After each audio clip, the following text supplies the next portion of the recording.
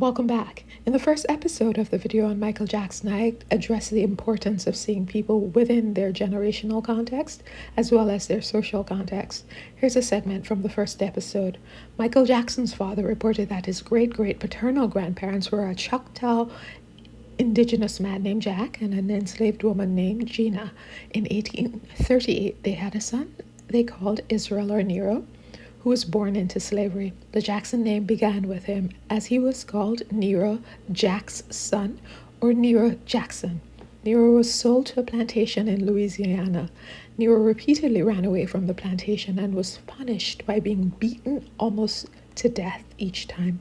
The last time he ran away, a heated tongue was used to squeeze his nose until he lost all feelings in his face. Remember this line, it would be important later. In 1865, when slavery was abolished, Nero was 17 years old and married a three-quarters Choctaw woman, Emmeline. Additionally, Joe Jackson reported that his maternal great-grandmother, Mattie Daniel, was born in 1864, a year before slavery ended, to a white daughter of a plantation owner and a black man. The white people wanted to abandon the child, but because she was part white, they were afraid of criminal charges being pressed against them. So they kept her for a short time and then gave her to a black family to care for. End quote. So you see the makings of Michael Jackson. One tool used by social workers to help see people in their context is a genogram. A picture of it will come up and you can, of course, search it on the internet.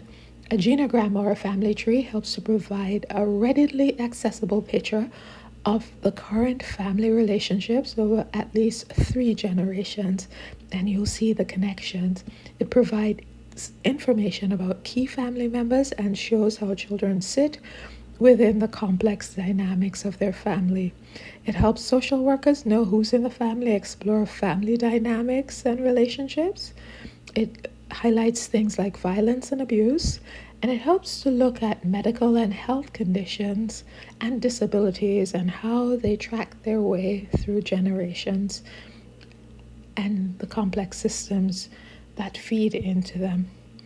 So here's the genogram coming up, and I've used it for myself to look at myself in context, because in order to go forward, you have to go backwards and understand everything that makes you you.